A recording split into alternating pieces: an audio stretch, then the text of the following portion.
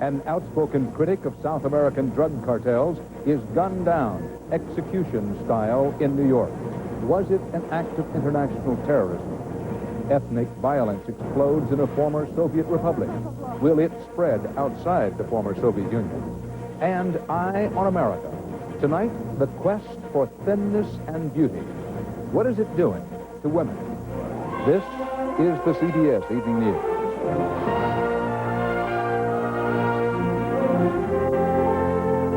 Good evening. Dan Rather reporting. A crusading American journalist who had angered international drug lords has been murdered. He was shot in the head, point-blank range, in a New York City restaurant. Is it another indication of just how pervasively the underworld of drug terror has spread in the United States? Or is it connected with some other form of international terrorism?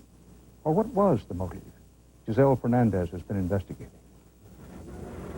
It's being called an unprecedented hit, more likely to happen on the streets of Colombia than in the United States.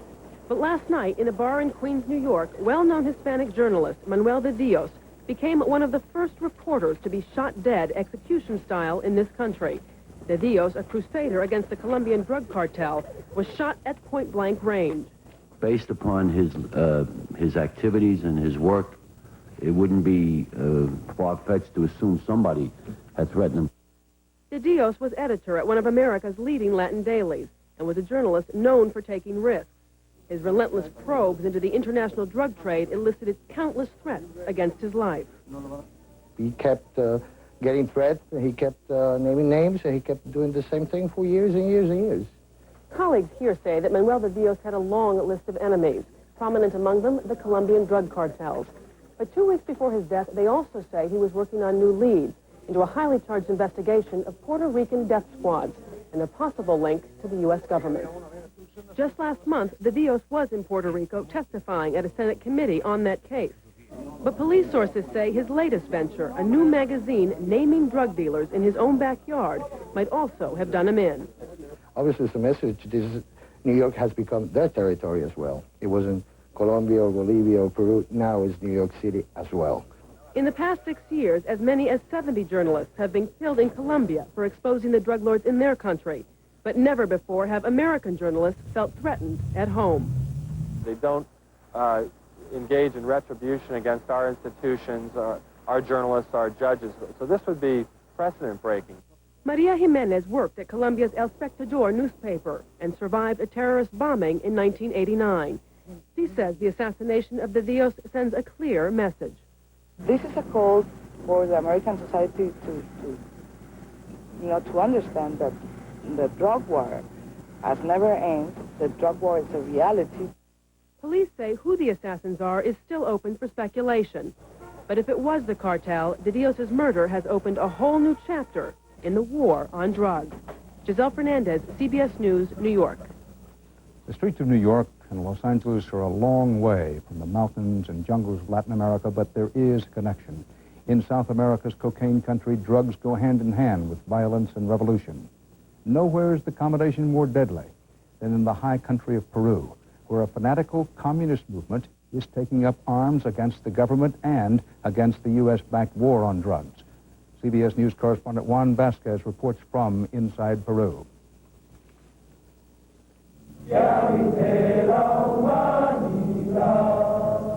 It looks, sounds, and feels like a communist indoctrination center, a training camp for the Shining Path guerrillas of Peru. But it's a maximum security prison where the government holds hundreds of guerrillas accused of everything from political crimes to murder. The Peruvian government is so intimidated that it allows the Shining Path to control its own wing of the prison. CBS News was the first American television crew allowed inside. The prison yard is a stage for political theater. The prison walls, an art gallery honoring the party founder who calls himself President Gonzalo. They see themselves now as the remaining beacon of communism purity in the world. The strategy is straight out of Mao Zedong. Capture the countryside, strangle the city. After 12 years of war and 25,000 deaths, they've moved into the shanty towns of the capital with forays into the main streets. Now, as the U.S. becomes more involved in drug interdiction, they're targeting Americans, downing a helicopter in which 3 U.S. citizens were killed, placing a huge car bomb near the home of the U.S. ambassador. For the United States to face a Peru in which a Khmer Rouge kind of government came to power would be intrinsically destabilizing to Latin America. The Shining Path isn't trying to win the hearts and minds of the people. They want to gain control through fear and violence. Their methods are swift and often extremely brutal. This woman was the deputy mayor of a shantytown. Her crime was to promote soup kitchens, to criticize the violence of the Shining Path. One day after these pictures were taken, she was shot to death. The killers placed 10 pounds of dynamite under her body and blew her up. Experts don't foresee an imminent victory for the Shining Path, but they note that President Gonzalo called the 80s the decade of struggle and calls the 90s the decade of triumph. Juan Vasquez, CBS News, Lima. An ominous development today in the former Soviet Union. Independent Ukraine said it is halting the return of its tactical nuclear weapons to Russia. The Ukrainian president said he wants guarantees that the missiles will actually be destroyed, not redeployed in Russia or moved elsewhere. A senior official in Moscow is warning that nuclear weapons could soon wind up in places like Muslim-dominated Azerbaijan. Anthony Mason has a report. The battle for Nagorno-Karabakh came to Agdam today. For half an hour this morning, this Azerbaijani village endured a relentless pounding from Armenian rocket fire. In the chaos, at least 7 were killed and 27 injured. But Agdam was only the latest victim in a dispute that has defied all ceasefire efforts and ominously threatens to escalate. It's very important that this area, which lies between 3 important powers, Iran, Russia, and Turkey, be settled so that there is no international warfare arising from this struggle. In Brussels this week, NATO foreign ministers appealed for a political compromise and dispatched observers. An obscure region in the very south of the old Soviet Union, Nagorno-Karabakh is an enclave of Christian Armenians inside Muslim Azerbaijan. The Soviet army used to keep the lid on this ethnic powder keg. But now Moscow wants no part of the problem. Armenia and Azerbaijan are both members of the Commonwealth, but the Commonwealth's military commanders insist this isn't their fight. It's time to pull out, Russia's vice president declared today after winning the release of 10 bruised officers held hostage by Armenian militants demanding weapons. Stolen Soviet hardware has become the main ammunition for both guerrilla armies. In Agdam today, hundreds tried to escape the advancing Armenian fighters and a village in complete ruin. Still, no political solution is in sight to put out the spreading fire. Anthony Mason, CBS News, Moscow.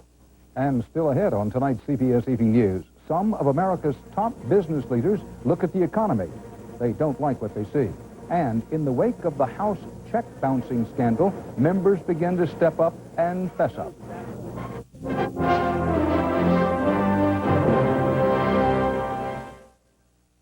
Why cook in oil, margarine, or butter? All natural Pam adds only 1/10 the fat and calories and keeps food light and delicious. Pam cooking spray, because how you cook is as important as what you cook. So at my interview, they told me how Dow can take all this coal and turn it into clean burning gas. Wouldn't that cut down on acid rain? You got it. Sounds like one serious job, son. I just wish it wasn't so far away. Gonna miss you, Mike. Hey, take care of this one. You can make a difference in what tomorrow brings. Show 'em what you got. 'Cause Dow lets you do great things. I love performing, though it's a lot more fun with an audience. I love sweet things, too, like Sun-Sweet pitted prunes. They're so tasty and fat-free. It's love, all right. It's Sun-Sweet. An official government report says business was better for America's retailers last month. This report says sales shot up 1.3%. That's the second strong increase this year, a sign the country could be pulling out of the recession. America's top corporate executives see better times ahead for the economy, but in what will be a surprise to some, these corporate executives say it's no thanks to the chief executive. CBS News Money correspondent Ray Brody has the results of an exclusive new survey of the men and women who hire and fire. There's a real surprise in this CBS News New York Times poll of business leaders. 60% of those surveyed describe themselves as Republican, but more than half of those we talked to disapprove of the way President Bush has handled the economy. Almost 500 corporate executives were interviewed over the last few weeks. When asked to analyze the economy, 71% called it bad.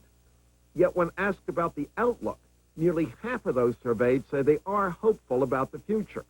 How hopeful?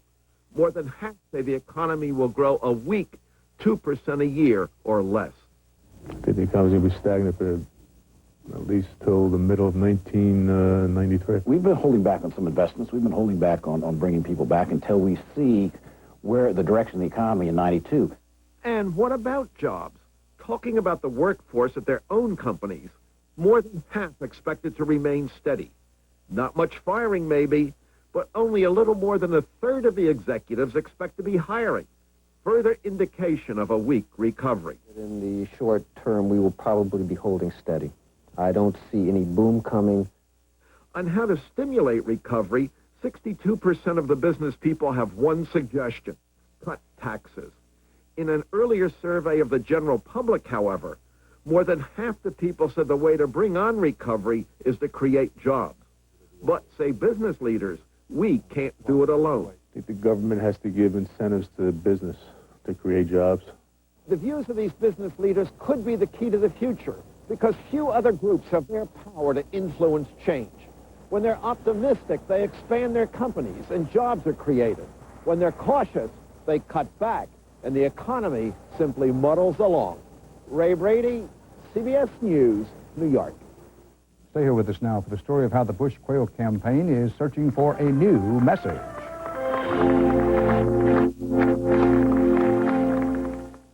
Did you know that calcium is important for healthy teeth? Her mom does. She knows that calcium is in your mouth naturally, and that calcium has been in Colgate for years. It has no nutritional value, but calcium helps Colgate's fluoride penetrate teeth for outstanding cavity protection. And Colgate has that great taste you've always loved. You got Daddy's smile, don't you? Colgate for strong, healthy teeth. What else would you expect from the world's leading toothpaste? Your breakfast, sir. This new Kellogg's Frosted Bran is quite sensible. Crispy flakes with whole wheat and bran, slightly frosted for a taste. A taste delicious. I love it. I love it. Love, love it, love it, love it, love it, love it, love it. I love it. And new Kellogg's Frosted Bran has less sugar than you'd imagine, but the taste, it's out of... We've got to stop serving this. New Kellogg's Frosted Bran, wildly delicious, sensibly good. The Maytag refrigerator. It's not only durable, it's adjustable, so that whatever the future holds, your Maytag will too. Buy one now and get the best warranty in the business. Here goes my future. I need a laxative that can work dependably. Doxadan can. But can it be gentle? Doxadan can. Doxadan works dependably overnight with a special ingredient for gentle relief. Dependable, yes. Gentle, yes. Doxadan can. What do you do when your marriage fails? Divorce, American style. The litigation will go on for years. How would you react to the high cost of divorce? I would go into a coma. Ed Bradley, Street Stories, tonight. It looks like you may find out one of the government's biggest election year secrets after all.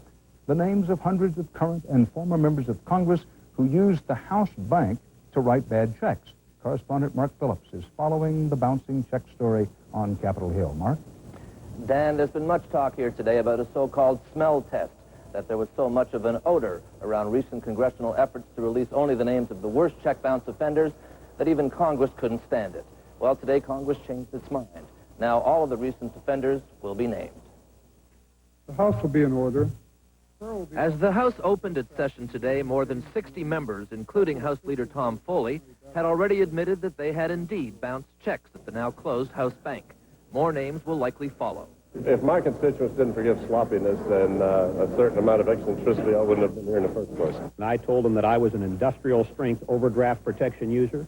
California Republican Duncan Hunter not only admitting he was a bouncer, but justifying the practice and criticizing the retroactive morality now in vogue. And this was a practice, a policy practice for decades to retroactively withdraw that and post those checks and somehow stigmatize the checks. That's what bothered some check bouncers, but the dominant smell here today was fear. Fear of voter reaction from an electorate which had a low opinion of Congress even before this mess. There will be many, many members who will be taken out, will lose their reelection because of their record of bounce checks. Which is why both parties today, and particularly the Democratic House leadership, decided to try to cut their losses and come clean. The plan now is for all 355 current and former members who have written rubber checks to be named. A requirement in order to make it clear that we're not keeping any information back. And it's little visual aids like this one that may have concentrated minds here. It's an actual rubber check, a piece of campaign literature issued by a candidate who would like to have 2 sitting members of the House bounced. Just another reminder that this check bounce issue will be bouncing through this campaign in the coming months. Dan? Mark Phillips on Capitol Hill. Thanks. The Bush-Quayle re-election campaign is trying to stop talk that the campaign is, so far, ineffectual. Now there's talk that President Bush would like to reach out to the man who ran his most effective attack ads, his negative ad campaign in 1988. Susan Spencer has more about the latest Bush-Quayle strategy.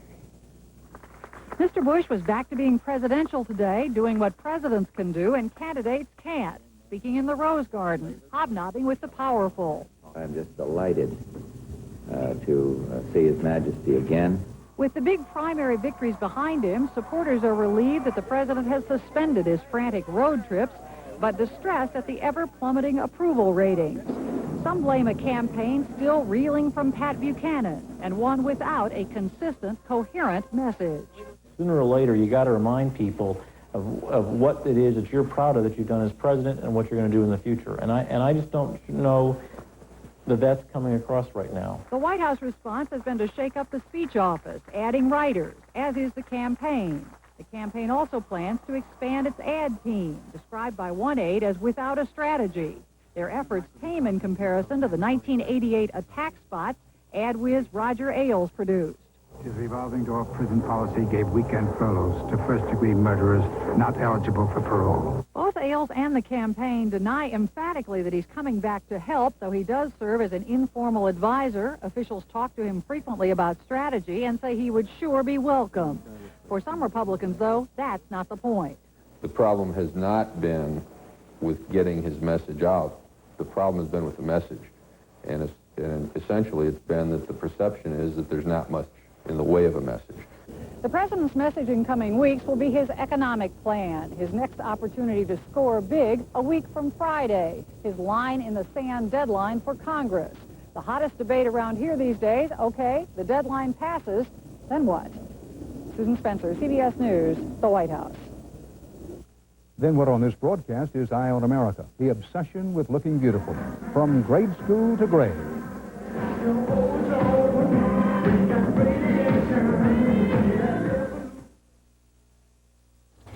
Healthy. A lot of foods are wearing that name. And yeah, they may have the numbers to back it up. But do they have a taste that'll make you want to eat them? Now this is Healthy Favorite Smoked Turkey from Oscar Mayer. This is the real thing. Nothing funny. It's real turkey breast. It's naturally low in fat and only 12 calories a slice. And the taste? Well, the proof's right here. New Healthy Favorites from Oscar Mayer. Who else would you trust?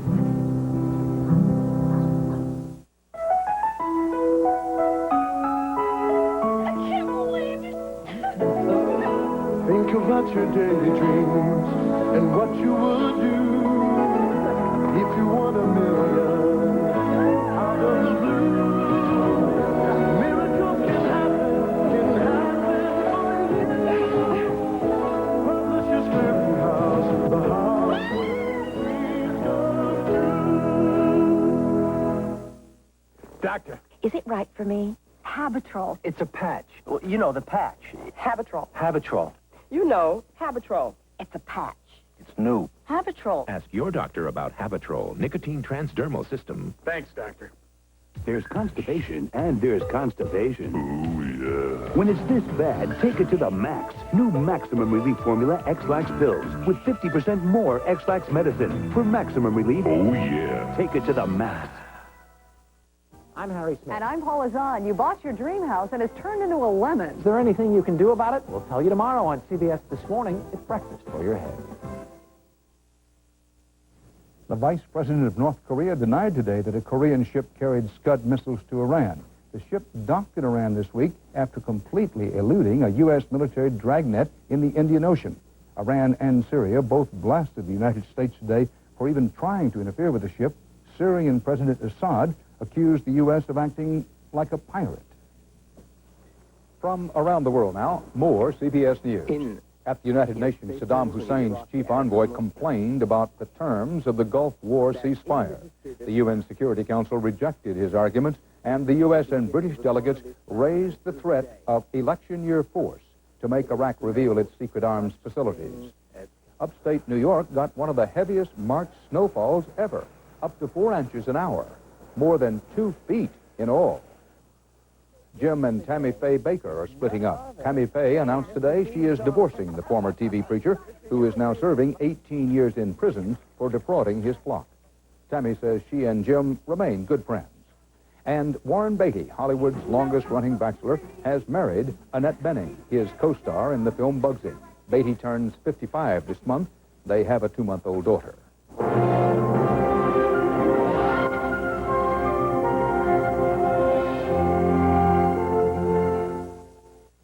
People love the old type of granola because it was loaded with great taste. They didn't know it was also loaded with fat. Introducing a new type of granola. New Kellogg's low-fat granola for the new granola type. All the delicious whole grains, almonds, and raisins you love, but only half the fat of leading granolas. So if you like the great taste of granola, but don't want all the fat, try new Kellogg's low-fat granola. Great taste, half the fat. From the frigid North Atlantic to the treacherous waters off New Zealand, from oceans all over the world comes Red Lobster's World of Lobster. Now succulent rock lobster, petite deep sea lobster, sweet Maine lobster, in delicious combinations and at special prices you'll think the world of. Hurry in now, because this spectacular event ends soon. Red Lobster's World of Lobster. Fingerman here for the one and only Ziploc. Something fishy going on in your refrigerator? Nothing works like Ziploc brand storage bags. Ziploc has the Gripper Zipper, the only bag with tough, tiny teeth. You can feel it dripping, so you know freshness is locked in, odor is locked out. That's a good feeling you only get from Ziploc. Sorry I had to point fingers there, fella.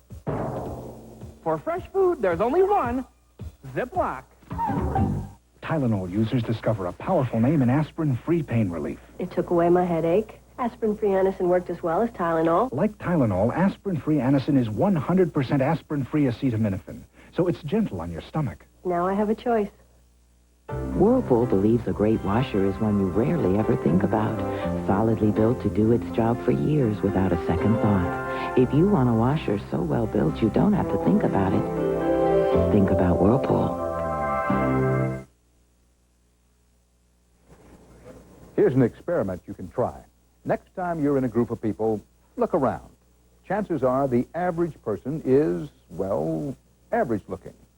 Now, compare them with the people in, say, soap operas or advertisements. Notice any difference? There's an unspoken message out there, and it's getting through loud and clear, as Meredith Vieira reports in tonight's Eye on America. Anyone here ever been on a diet? I know a friend who's had been, and she was only in 2nd grade. We were in 2nd grade together, and I thought it was the stupidest thing, because she was already so skinny, and she was going on a diet for nothing. Etta may be right, but she's growing up in a society where females are more obsessed with their bodies than ever before, and more unhappy with what they see. Those bad feelings start early. What do you like the least about the way you look? My size. Don't give me Your size? They're fat. A recent study of little girls in San Francisco found that 80% of them had gone on a diet before the age of 10. By the time they're Donna's age, 30 to 40% will consider themselves overweight, even though they're not. Is there a day that goes by when you don't think about food? No. There are days that go by that I don't think about food as much. Girls pick this up at a very young age from their mothers, from their teachers, from their older sisters, everywhere.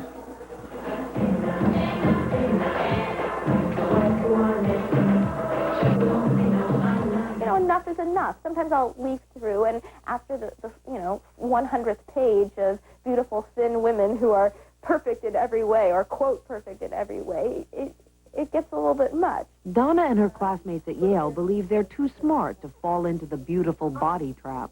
But they may be its most likely victims, simply because they are so smart. Everywhere they look, society tells them true success is measured in dress size.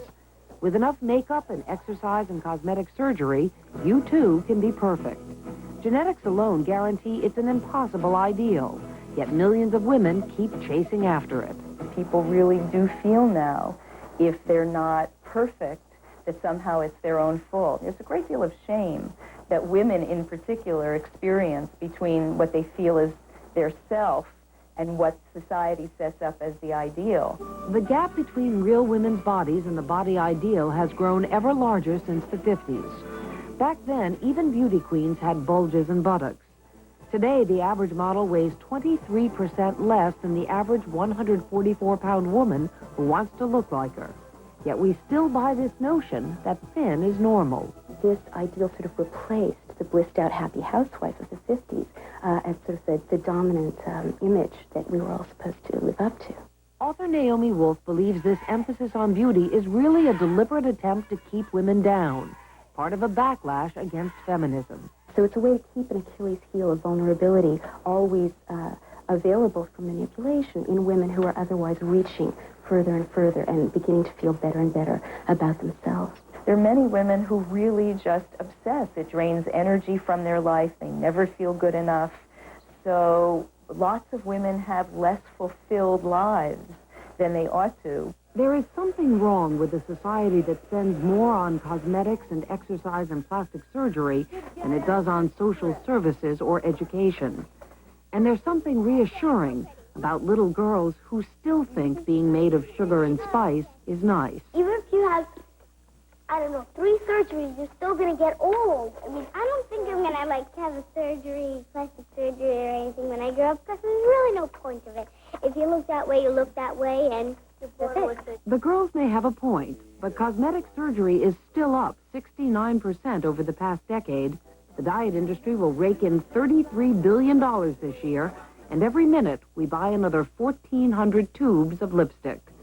In New York, Meredith Vieira for Eye on America. And that's part of our world tonight.